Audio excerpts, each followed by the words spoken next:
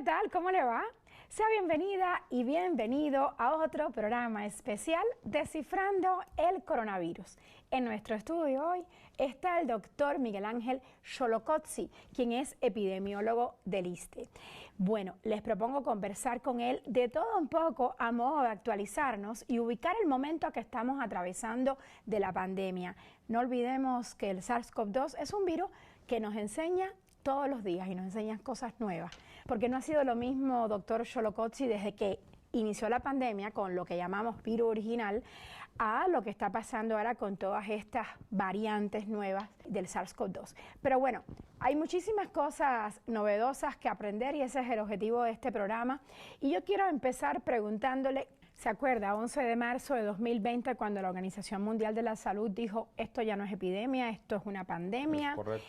Y en aquel entonces se hablaba de que uno se contagiaba de COVID-19 al pasar la mano por una superficie que no sabemos si alguien estornudó, tosió o habló encima y obviamente después llevarse los dedos a ojos, nariz y boca, las mucosidades.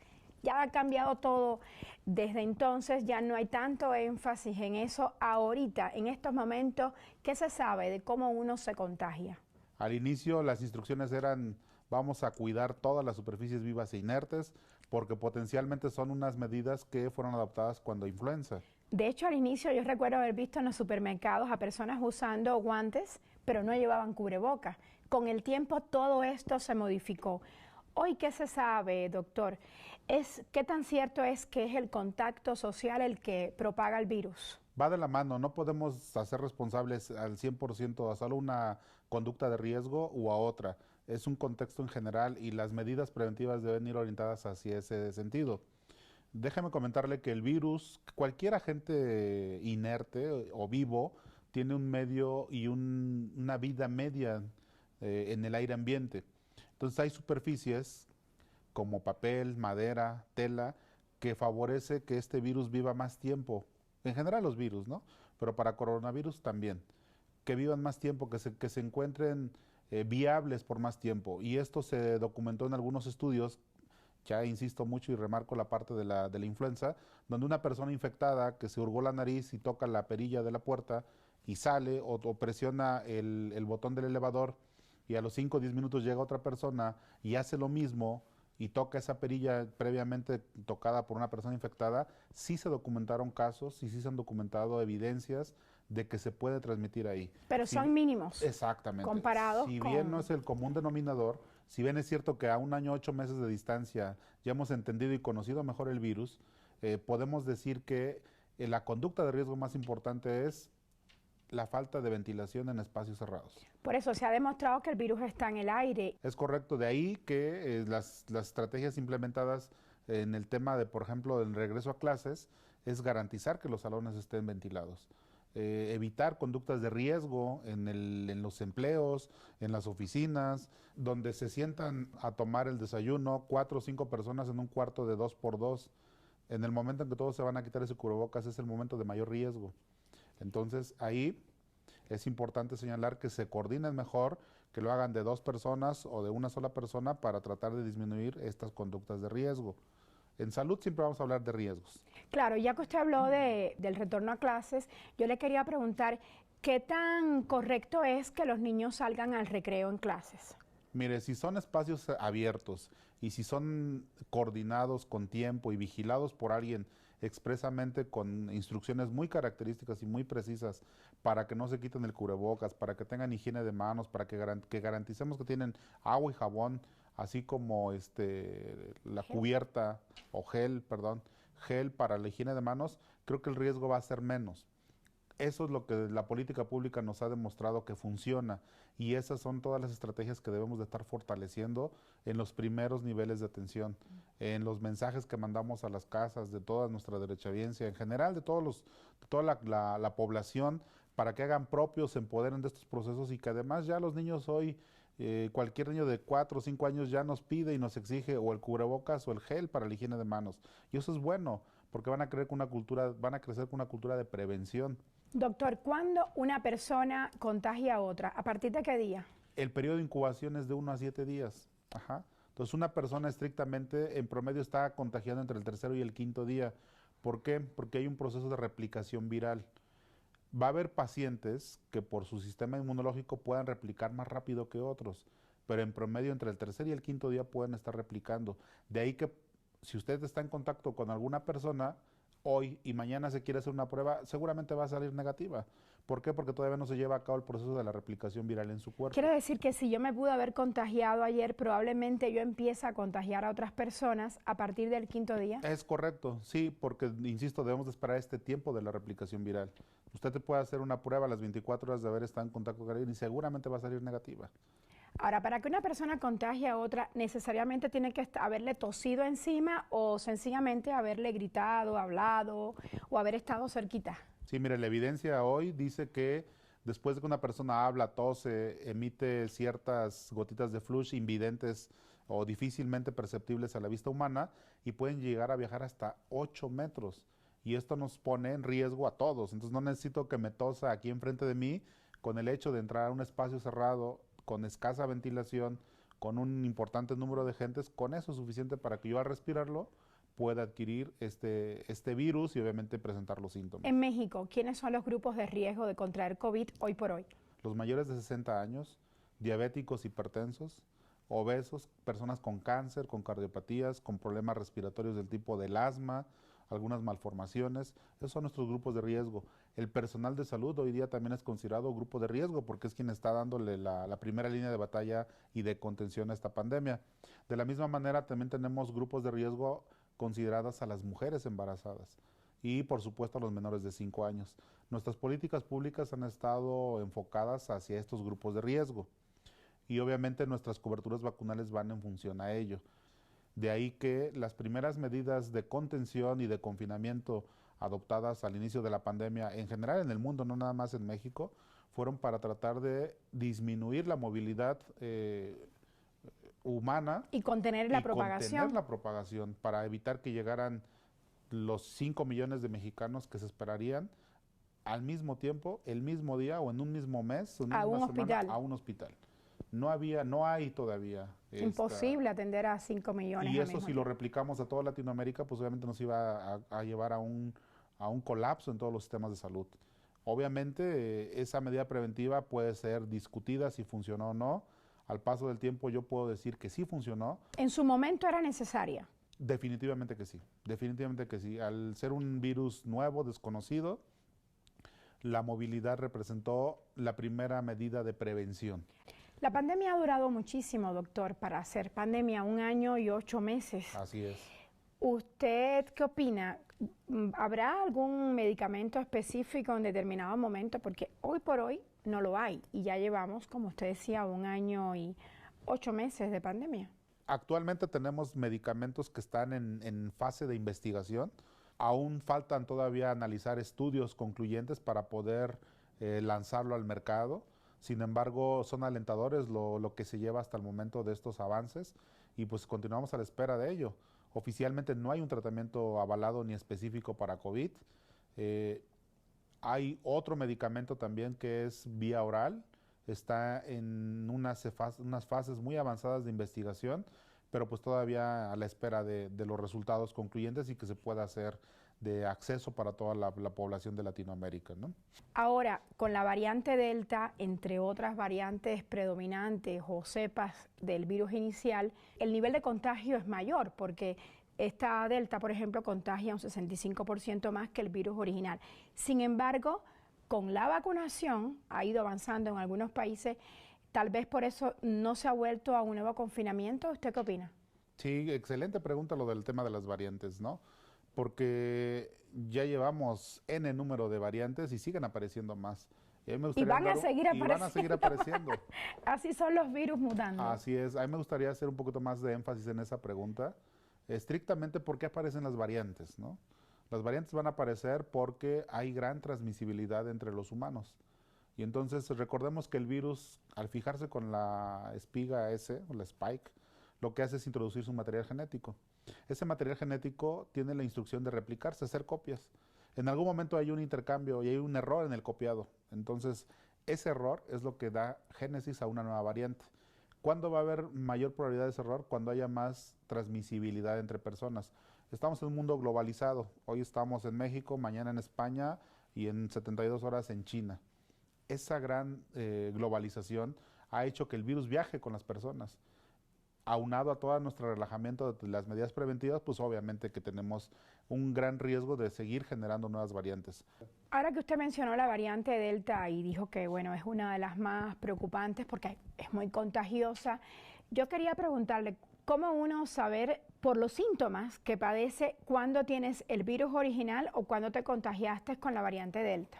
Cuando conocemos que los síntomas principales para el coronavirus original eran desde el malestar general, tos, cefalea, cansancio, escurrimiento nasal, pérdida de olfato, trastornos del gusto, de la percepción de los sabores. Para la variante Delta, el principal síntoma o el que debemos de poner atención es la cefalea. El paciente empieza con una cefalea tipo migraña, que siente literal Intensísima. muy intensa, que los parte un rayo, ¿no? Hay dolor en la garganta, es una molestia muy rara que el paciente refiere como que nunca la había sentido y obviamente acompañado de los demás síntomas que en las demás cepas se presentan. Pero esa particularidad de la cefalea sí es nosotros le decimos en epidemiología una bandera roja en cuanto al tema de coronavirus. Con esta puntualización, doctor, le propongo hacer una breve pausa. Ya regresamos muy pronto.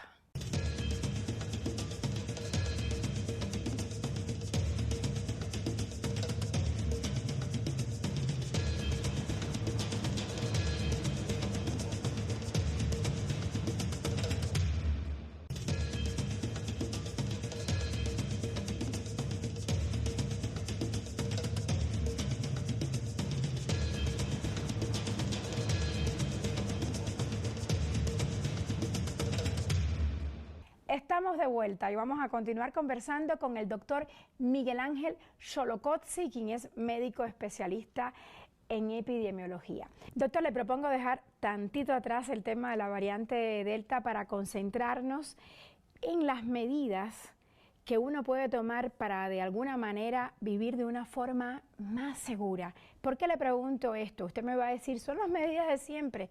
Sí, pero ¿qué podemos hacer para estar más calmados? Porque todavía hay muchas personas con problemas de salud mental, hay mucha gente angustiada por lo que provoca este virus y por hasta dónde nos lleva, ¿no? Debemos de apostarle mucho a la vacunación. Tenemos evidencias de que la vacunación ha sido la medida o la política pública más costo efectiva para el tema de prevención y en esta no va a ser la excepción.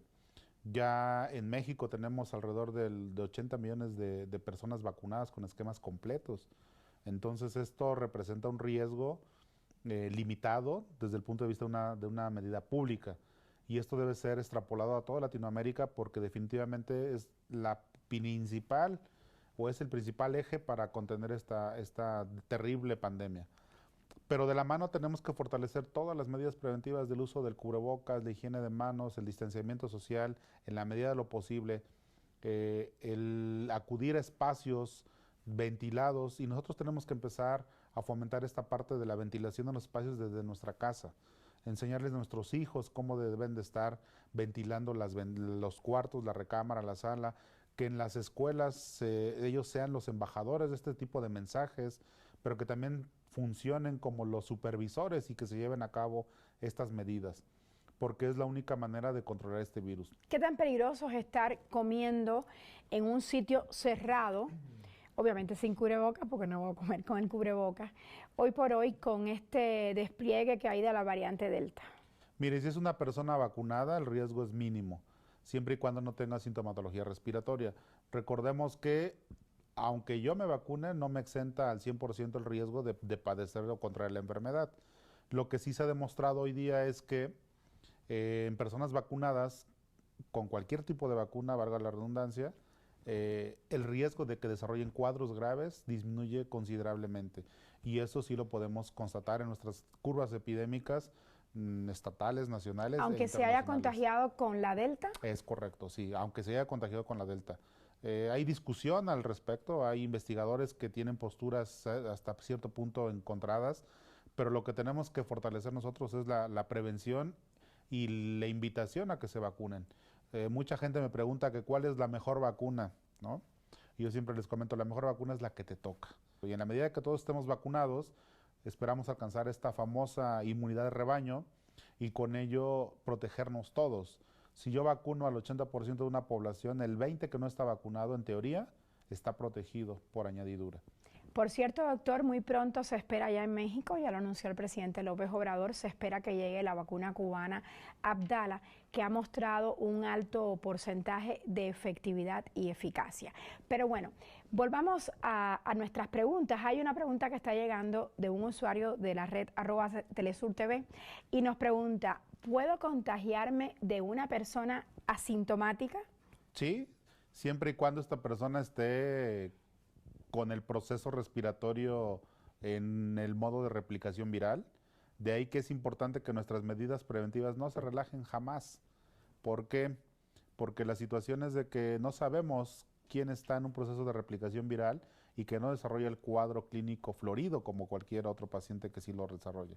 Otro usuario, doctor, pero ahora de la red @Telesur English, nos pregunta, ¿debo aislarme si tuve contacto con un caso confirmado? Debe de estar pendiente de la sintomatología que presente.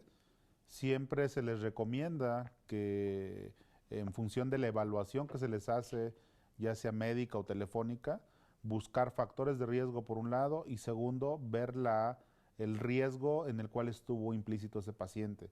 No es lo mismo si solo lo saludó de la calle, de lejitos, a que si estuvo en una convivencia de más de 2 horas o de una reunión de trabajo donde se quitaron el cubrebocas y donde participaron 5 o 10 personas y de las cuales 2 o 3 ya tienen síntomas. Importa mucho el tiempo de convivencia, ¿cierto? Es definitivo, es correcto. Sí, por espacios cerrados de más de 2 horas, el riesgo se multiplica por 2. Entonces es importante estar teniendo más que nada el contexto de cómo se dio a cabo esa convivencia. Por eso es que el uso del cubrebocas no debe de quitarse aún esté vacunado, aún yo no tenga síntomas, debo de tener el cubrebocas. Y el cubrebocas tiene 2 funciones específicas. Una es protegerme a mí de lo que me llega, pero también limitar lo que yo estoy expulsando. Y en ese sentido es un tema de corresponsabilidad y hasta de respeto hacia mis compañeros.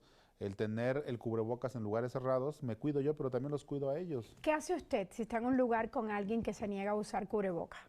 Se le invita, por favor, que se le ponga el cubrebocas, se le explica de una manera razonable los beneficios que tiene el uso de ese cubrebocas, porque es la manera de predicar con el ejemplo y de que el paciente o de que la gente entienda que tenemos que usar ese cubrebocas. Otro usuario de la red @Telesur English nos pregunta, ¿es verdadero o falso que el riesgo de muerte por COVID está determinado por la edad? Fíjese que el comportamiento que hemos tenido aquí en México particularmente, al tener un sistema de salud con una carga importante de enfermedad, con pacientes de más de 60 años diabéticos, hipertensos, sí se ha visto una relación directa, desafortunadamente, que perjudica y que va en razón de un mal pronóstico al desenlace. Sí tiene que ver, desgraciadamente sí tiene que ver. ¿Esto ocurre de manera generalizada o depende si la salud de ese adulto mayor es robusta o es frágil? No, sí depende mucho del sistema inmunológico, De sus de defensas. las comorbilidades que tenga el paciente, de las defensas, como le podemos llamar también. Entre más debilitado esté, desgraciadamente peor le va a ir. Doctor, ¿qué se sabe? ¿Los fumadores o los consumidores de tabaco corren mayor riesgo de contagiarse de COVID-19 o de que les vaya mal con la COVID-19? Es muy buena pregunta. No es de que se contagien, es de que les vaya mal. El cigarro tiene más de 20 sustancias cancerígenas en sus componentes, pero además todo lo que desencadena a nivel respiratorio, no nada más en pulmones, sino toda la vía respiratoria, hace que le vaya mal al paciente fumador con COVID. Usted habló de las mujeres embarazadas y un usuario de @TelesurTV pregunta, ¿las mujeres embarazadas usted las situó dentro del grupo de riesgo de complicación y muerte por COVID-19, pero tienen mayor susceptibilidad a contagiarse? No, desafortunadamente o afortunadamente no.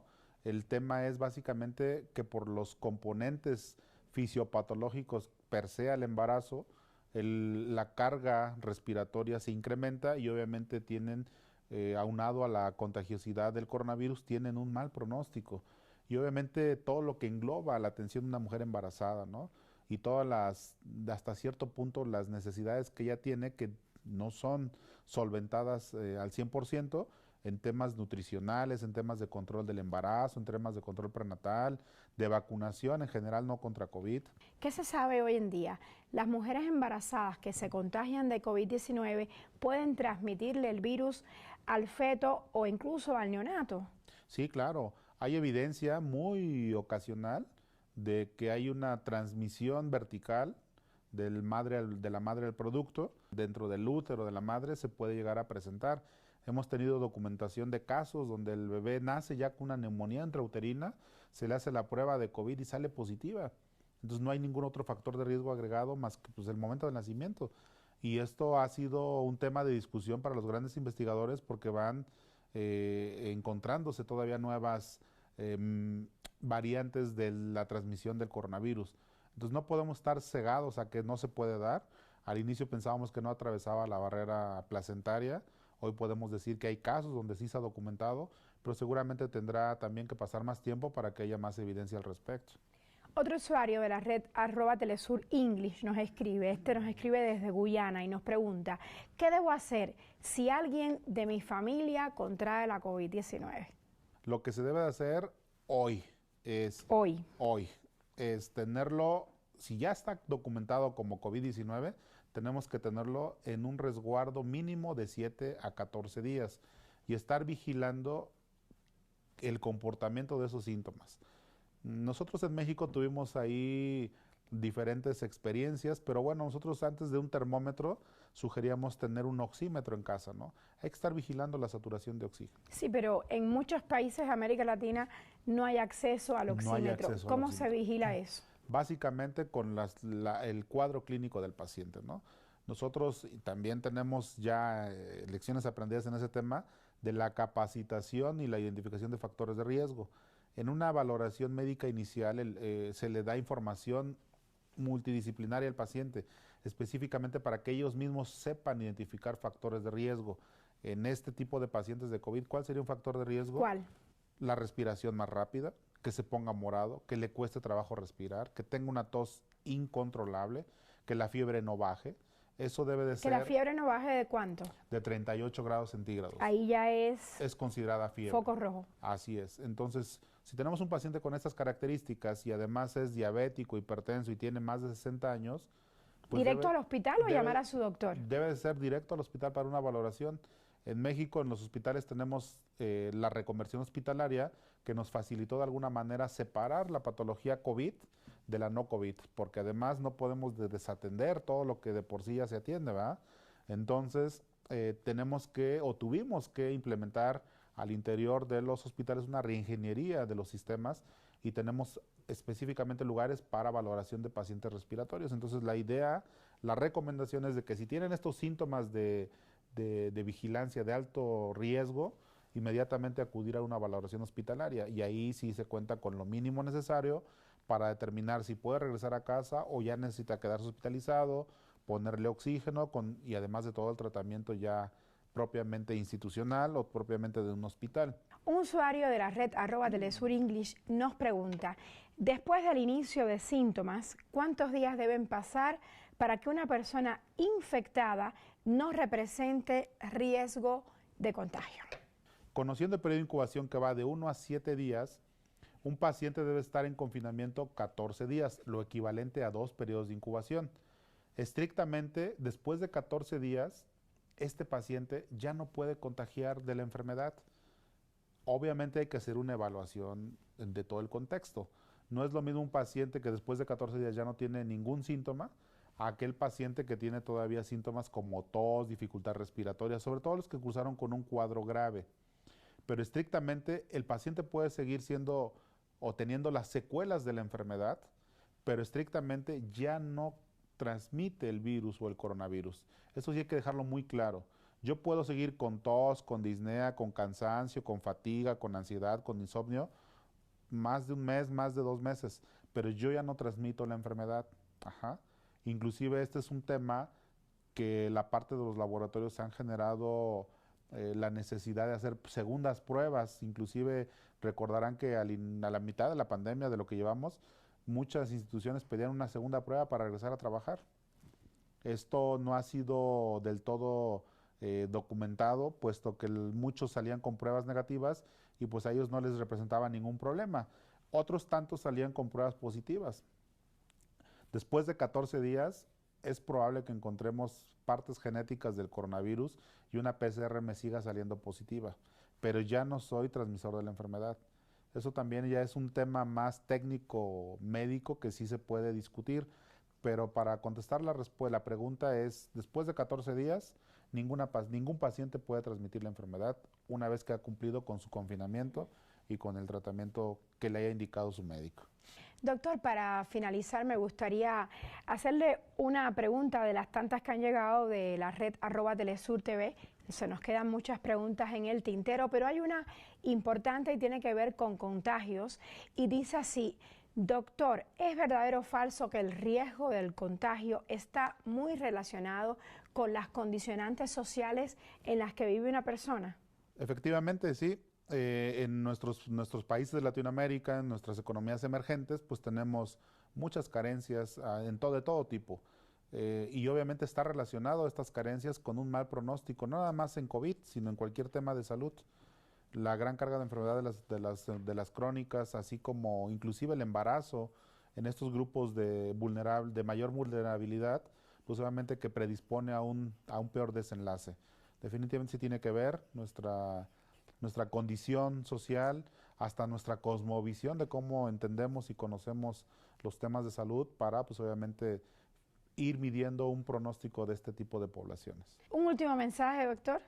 Impulsar las políticas públicas hacia el acercamiento de las vacunas. La vacunación debe llegar a todos los rincones de nuestra Latinoamérica. La vacunación debe ser accesible para todos, obviamente de una manera organizada, pero debemos de garantizar en un corto tiempo que todos estén vacunados. Y por el otro lado, pues obviamente fortalecer estas medidas preventivas que ya hemos hablado en múltiples ocasiones y que nada más y nada menos que son las más costo efectivas, ¿no? Uso de cubrebocas, lavado de manos, distanciamiento social y espacios ventilados. Con eso y la vacunación como estandarte, vamos a salir muy pronto de esta pandemia. Muchas gracias por la invitación. Importantísimo lo que usted decía, que llegue la vacuna a todos los rincones del mundo.